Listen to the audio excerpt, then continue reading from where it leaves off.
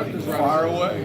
Chris, what is Art's learning curve like since spring ball ended? You know what? It's been really fast. The kid he's a grinder. He's committed to being the best that he can be. Always studying football. He's just relentless in his pursuit to soak up knowledge and learn our offense. And it's been really impressive. As you go through the summer and go through the UV situation, what do you need to see if that really moves forward here? A number of things. One, you know, he's got to earn the trust of the other players, and that just takes time. It takes a lot of reps. Takes time. Two, continue to learn the offense and be able to execute the calls when he's out there in the field. And three, being able to protect the football and distribute the football. Those are the things that we want. I don't care who our quarterback is. If we're going to win any games, we're going to need a quarterback that people trust, can execute the calls, protect the football, distribute it to other players. Hopefully they can make plays. And that's really where we're at. How big a signing was that, both from just he's a blue chip quarterback, but to get a player that talented to sign more? It was huge for us. Very unique. One, it was a position that we have struggled at.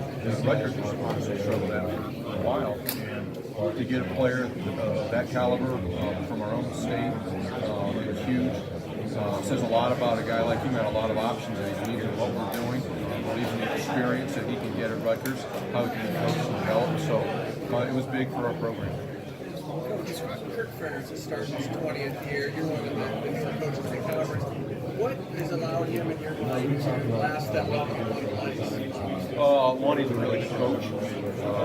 Surrounds himself with really good people. He's got tremendous support, and he knows the landscape at the University of Iowa, how to recruit to the program.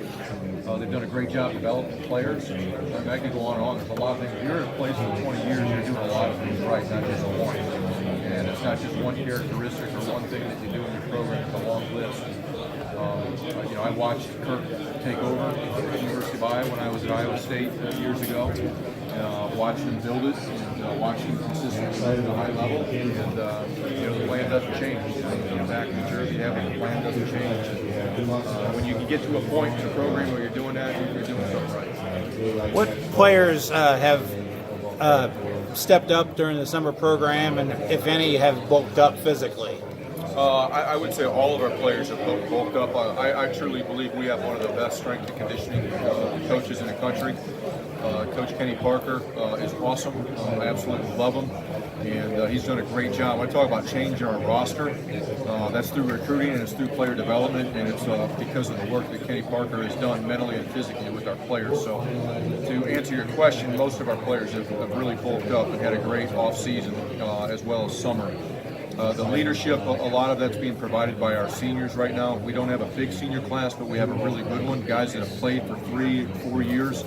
And usually when you're around that type of a senior class, guys that have taken their lumps and developed and they've been in those battles, a lot of times their last year is their best year, and that's really what we need. We need our seniors to have their best year of football, provide leadership for our team, and go out and play well, and I'm hoping that's what happens. Do you expect everybody to be healthy for fall camp, or if anybody's... As far as I know, yeah, the guys we're counting on to be healthy. You know, we got a couple freshmen that have come in with a couple things here in the summer. But for the majority of our team, it's the healthiest we've been. We had a very physical spring practice, and it was the most physical that we were, and we're the healthiest that we've been. So hopefully that trend can continue throughout training camp. Can you elaborate on a couple of the freshmen that had some things coming in?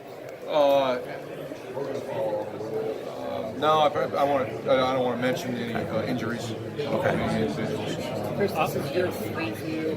How close are you to making that breakthrough? Obviously, last year was progress. You've got 4 powerful programs in that division. Yeah. How close are you? We're a lot closer today than we were 2 years ago. I can tell you that. You know, there's a lot of things that still have to fall into place. One, we got to get a quarterback. 2, we got to stay healthy. And 3, we got to continue to develop some players and some depth at some spots. That's probably my number one concern right now is just lack of depth at certain spots. I feel really good about the 22 starters, or potential starters, I should say, about what we can put on the field. It's just about the depth. Because you go through this league, there are going to be bumps and bruises and injuries that happen. And who you're going to replace that guy with. Is he a guy that's comparable in ability, in experience, in potential, or is there a big drop-off? We've had a big drop-off in some spots, and this year, hopefully some of the drop-off isn't as big, but there is still going to be a drop-off in certain spots. We've got to stay healthy, and that's going to dictate how we practice, how physical we can be here in training camp, and what we're going to do in terms of length of practices, because we got to take our horses to the games or we're going to have a problem. Regarding Blissuan's injury and health, do you expect him to come back 100%? He's 100% right now. He's had a great offseason. He did some things in spring practice. I've been around some really good corners. I think Bless has a chance to be one of the better ones I've been around. He's got length. He's got skill. He's tough. And I'm excited to watch him go play. He hopefully will be a difference maker for our defense. How tough is it to build that depth? It's very tough. There's two ways to do it. One, you got to recruit. Two, you got to develop. And develop takes a lot of time, and especially up front on both sides of the ball. For us, and it's this way for the majority of the teams in our league. Bill mentioned 4 teams in our league that are traditional powers, but most of the other guys are developers. And I look at what Kurt's done at Iowa. What's he done? He's not gone out and recruited the top players. He's gone out and developed them. And that's really where we're at. We need to develop, and it takes some time. But the depth is a concern. It's going to take some time to continue to build it in all areas. But it all starts up front. I want to make sure we have enough depth at the O-line and D-line. And we're much better probably today on the O-line than we are in the D-line position.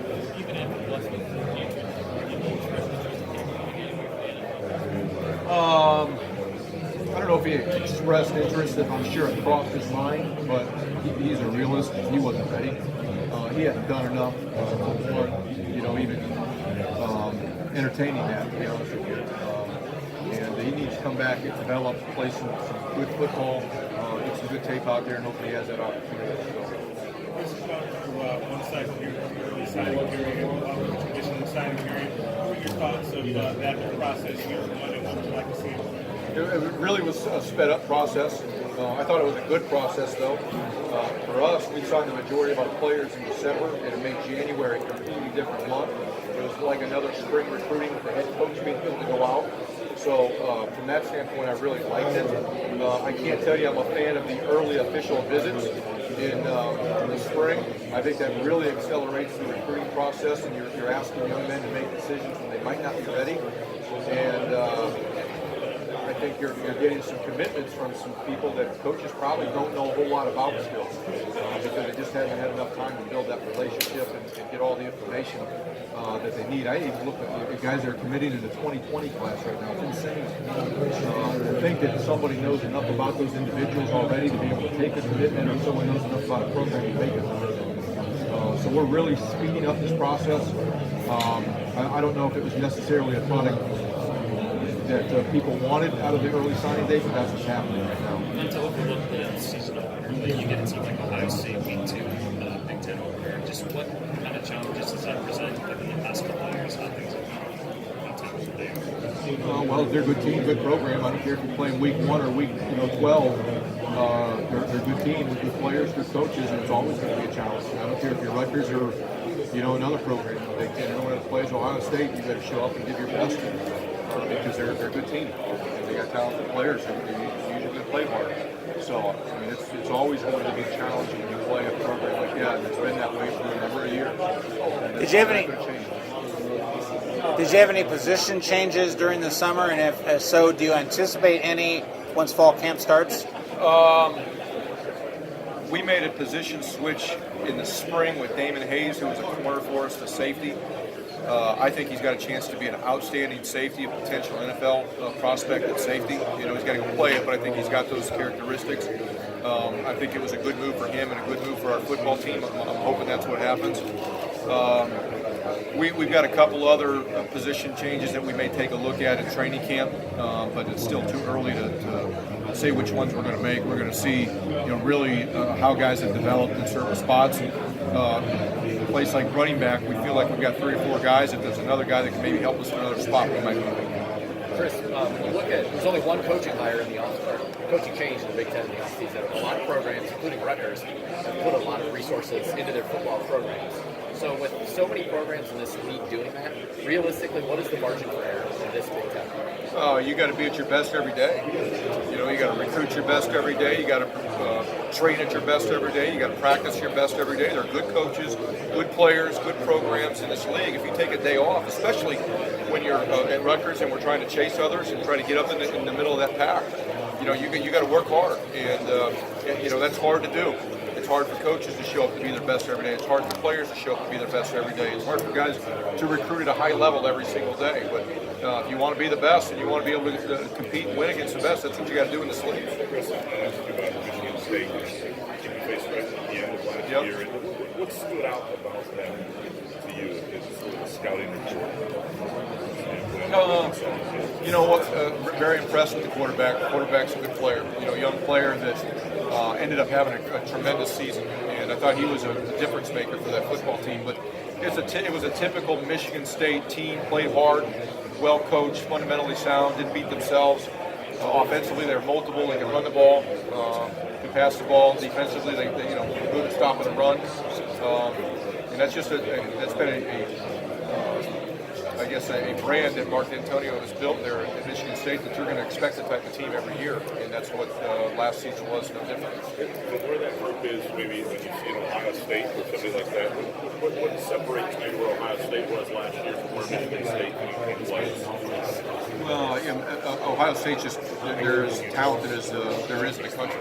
There's only a few teams in the country that can say they have the talent that Ohio State has. So they're at a different level than the 95% of all teams in America. And there's a gap between them and everybody else. How do you counter that, right? You talk about this developing and all that. How do you get to a point where in a given season you can counter that, having not maybe had the recruiting class that they would have done? Yeah, well, I mean, you look at Ohio State, again, you got a lot of, at a high level, you develop well, and you got players that leave early.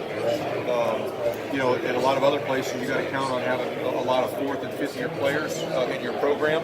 So as a team like that is losing guys and replacing them with young guys that your fourth or fifth year seniors are experienced and developed enough that they can go out and win those games. And that's really it. There's no magic formula. There's no secret to it. Sometimes experience and just more years of development. You know, and a team, the culture of your team and togetherness of your team, you can defeat talent. There's this pretty veteran year for quarterbacks in the Big Ten. What does that do in terms of being a challenge? What does that usually do for the league? Usually elevates the play of the league. You know, but when a league is quarterback driven with a lot of experience and talented players, it's usually a pretty good league. And we do have some good quarterbacks in this league. There's some talented players, some guys with experience, and it's going to be a challenge to go against a lot of them. You know, I wish right now we were sitting here with a very experienced, talented quarterback that's played a lot. I do like our group, but we're working to try to get there like a lot of other teams are too. How do you strike the balance between recruiting and football IQ on the field and having those strengths? How do you balance the two with building your staff? Well, if I understand your question, football IQ is a really important part of the recruiting process and the evaluation part of it. I am a firm believer you want to go out and get the players that are as talented as you can, but you also want to get intelligent players because intelligent players typically don't beat themselves. Intelligent players usually go extremely hard. Intelligent players usually play for their teammates and do things the right way and are willing to sacrifice. So that's a very, very important part of the recruiting evaluation process. It takes a lot of time to figure out if the kid's got that. And some people just want to look at the 40 time or the bench press or vertical jump. And, we're trying to build a team with football IQ as well as a talented skill set. Chris, I know you guys have talked about going to a bowl game, but where in that, in terms of beating all these top teams in the conference, maybe knocking one of them off, is that kind of something you discuss or something you think? I'm not worried about. I'm worried about us being the best that we can be, and if we go out and win enough games to go to a bowl game, that's our goal. It's not about beating this team or that beating team. I'm not into comparisons. I'm into being the best that we can be. If I sat and wasted my time comparing us to Ohio State every day, it's not going to happen. You're comparing, apples to watermelons right now. Now, do we want to grow our apple? Absolutely, we do. But that's a program that has been winning and having success for a number of years. There's very few programs like that. So I don't worry about comparing ourselves to where we're at to them. I worry about where we were at, last week, last month, last year, and that we're moving forward in the areas that we need to move forward to and we compare ourselves to ourselves. Have you identified any? Oh, go ahead. Different though. Springfield rolling about sports gambling. Obviously, New Jersey was a state that pushed that. What are your thoughts on that and the dangers, I guess, of that being legalized and the pressures, the temptations that players may face? Well, every day on a college campus there's temptations, and this just creates more of them. And it's just going to take more education, constant monitoring to make sure that our players understand, what's a good situation or a bad situation, and how it can affect not only them but the team and the program. And it's just like any situation, on a college campus for an 18 to 22-year-old. At some point, somebody is going to approach someone in the program and ask them for information about gambling. That's a given. We understand that. So it's about teaching our players how to handle that situation the right way and report it and do the right thing. And what is the right thing to do? What are you coaching or educating your players? Well, one, there's no information about our football team that should be given to somebody that may be a known gambler, or using that information to gamble with. And if that happens, they need to report it. Just like any other guy gets a speeding ticket, what's he got to do? You got to go report it. So we want to make sure our players they understand and feel comfortable in reporting a situation if they were approached by somebody that they felt maybe was trying to get information to use it to gamble. Have you identified any kick returners or punt returners, and if so, who are some of the leading candidates right now? Kick returners, we're hoping that maybe Bo Melton, one of our receivers, and then Trey Avery, one of our corners, could potentially be, and Raheem Blackshear, running back. Those might be our three potential kickoff return guys. I do think they've all got a special skill set. Punt returner is a little bit different. I think right now Trey Avery is a guy that has demonstrated the ability to be a good punt returner. And a lot of it's just about having the courage to go back there and field the punts as much as anything. But Janarian Grant, who was a dynamic returner for a number of years there at Rutgers, is gone. We need to replace him with somebody. But right now, today, I can't tell you exactly who that's going to be. What do you think Trey Avery can